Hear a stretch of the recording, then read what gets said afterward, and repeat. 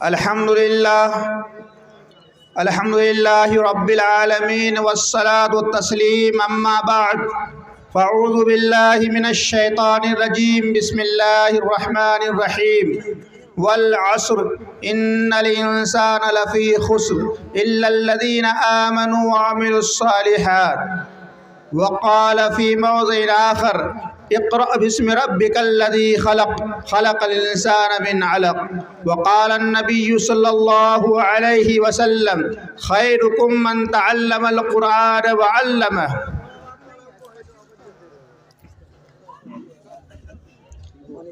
حاضرین کرام، ہم تمام لوگ بہت ہی خوش قسمت والے ہیں کہ آج جس شخصیت کی صدارت میں یہ پروگرام ہوا ہے وہ آپ کے سرزمین پر تشریف لائے اور خاص کر کے مسجد کی بنیاد اپنے ہاتھوں سے رکھی ہے۔ اللہ تبارک تعالیٰ ان کو قبول فرمائے اور ہم تمام لوگ جن کی محبت میں یہاں تشریف فرما ہیں اللہ تبارک تعالیٰ ہمارے ارادے کو بھی قبول فرمائے۔ حاضرین، شام سے ہی مغرب کے بعد سے ہی مسلسل پروگرام چلتا آ رہا ہے۔ حضرت مفتی عبدالوارث صاحب الحمدللہ تمام موضوعات پر گفتگو کر گئے۔ اس کے بعد ہمارے بیچ ایک مفتی صاحب اور آئے، شعر و شاعر کے اندر ہی اپنے وہ کلام کو آپ تمام حضرات کے سامنے پیش کیے۔ اگرچہ ہم لوگ ان کو سمجھ نہیں پائے لیکن علماء کرام اس بات کو ضرور سمجھے ہوں گے۔ حاضرین، میں زیادہ گفتگو نہیں کروں گا، خاص کر کے حالات حاضرہ اور اس وقت کا جو اہم موضوع ہے، ہمارے نوجوان، ہمارے بچے، میں ان سے گفتگو کروں گا۔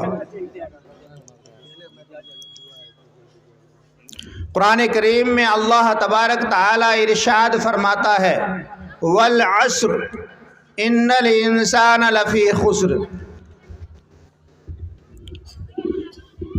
قسم ہے زمانے کی، قسم ہے وقت کا، تمام کے تمام انسان گھاٹے اور خسارے میں ہیں۔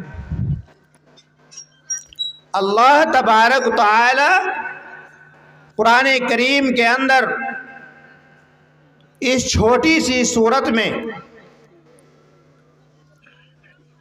وہ قسم کھا کر کہہ رہے ہیں کہ اس دنیا کے اندر جتنے بھی لوگ ہیں ان الانسان لفی خسر، یہ لفظ انسان،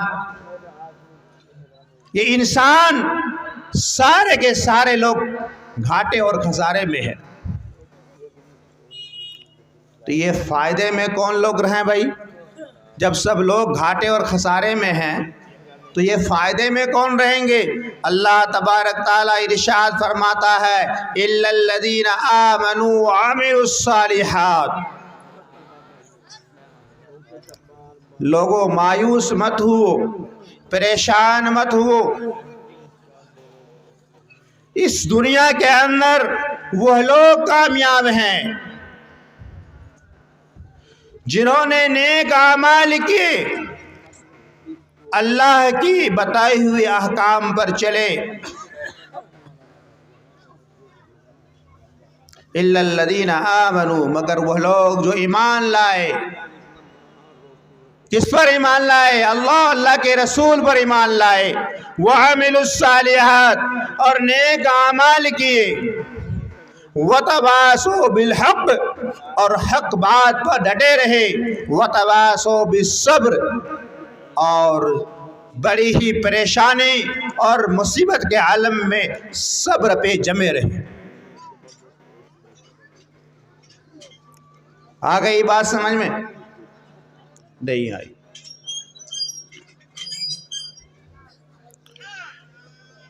اس دنیا کے اندر اللہ تبارک تعالی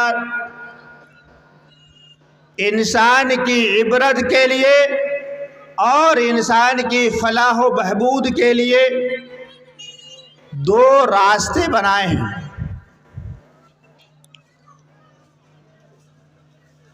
ایک صراط مستقیم ہے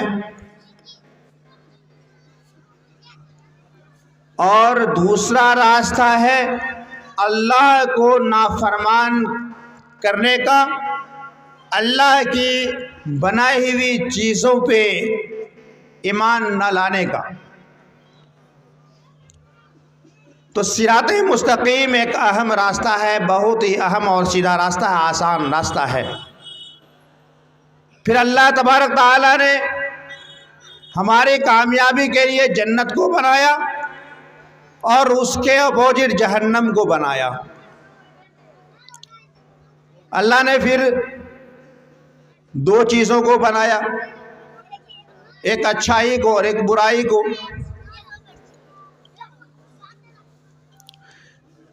گناہ کو بھی بنایا اور نیکی کو بھی بنایا.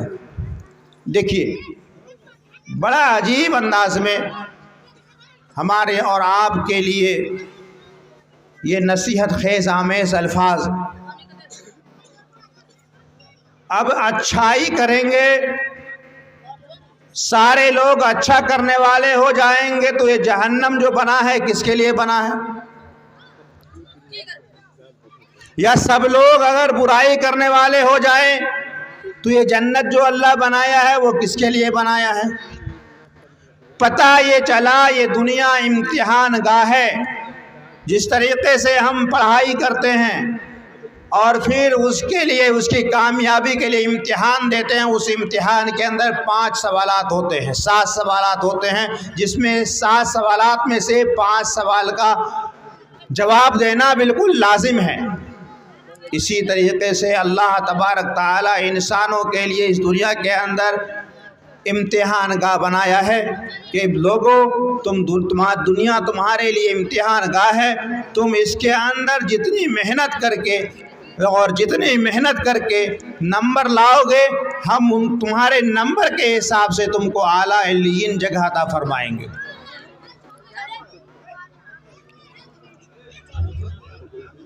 میرے محترم بزرگوں، دوستو،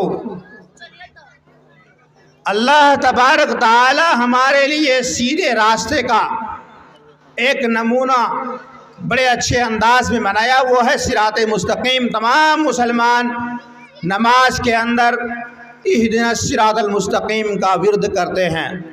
سورہ فاتحہ کے اندر پہلی رکعت میں جب پڑھتے ہیں الحمدللہ رب العالمین الرحمن الرحیم مالک یوم الدین ایاک نعبد و ایاک نستعین اہدنا الصراط المستقیم، اے اللہ تو ہم کو سیدھا صراط مستقیم پر چلا، اے اللہ تو ہمیں ہدایت نصیب عطا فرما. کس کی؟ صراط مستقیم کی. یہ دعا کرتے ہیں. مسلمانوں، اس وقت ہم جس موڑ پہ کھڑے ہیں، جس نازک دہلیز پر کھڑے ہیں، وہ اس وقت کا ناسور بہت ہی خراب چل رہا ہے. اس وقت کی حالات بہت ہی خراب چل رہی ہے. خاص کر کے ہمارے نوجوان. آج اس مجلس کے اندر میں نوجوانوں کی حاضری لوں گا تو شاید کہ بہت ہی کم نوجوان نظر آئیں گے. ایسا لگتا ہے کہ جنت کی خواہش صرف نوجوانوں کی، بوڑھے کی ہے، نوجوان کی نہیں ہے.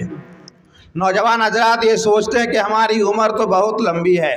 لوگوں، اس وقت ایک زمانہ تھا کہ ہم لوگ سنا کرتے تھے کہ فلاں صاحب کا انتقال ہو گیا، اس کی عمر کتنی ہے تو یہ سنا کرتے تھے 100 سال ہو گیا ہے. لیکن آج دوستو، آج کہیں سے آواز آتی ہے کہ فلاں صاحب کے شہزادے کا انتقال ہو چکا ہے. بھائی اس کی عمر کتنی ہے؟ 25 سال ہے. اس کی عمر کتنی ہے؟ 23 سال ہے. اس کی عمر کتنی ہے؟ 14 سال ہے. اس کی عمر کتنی ہے؟ 15 سال ہے. بڑا افسوس کرتے ہیں کہ اللہ نے ان کو نوجوانی کی حالت میں اٹھا لیا ہے.